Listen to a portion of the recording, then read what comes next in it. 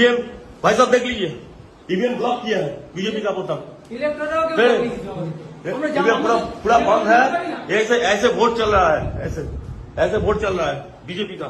अब हटाइए हटाइए ऐसे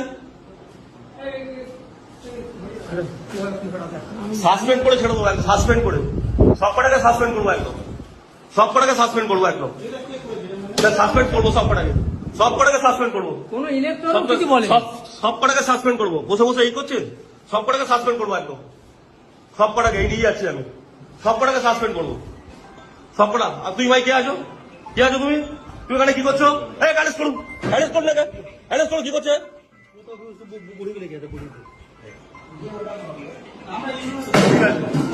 আপনারা কেউ জানেন না তো?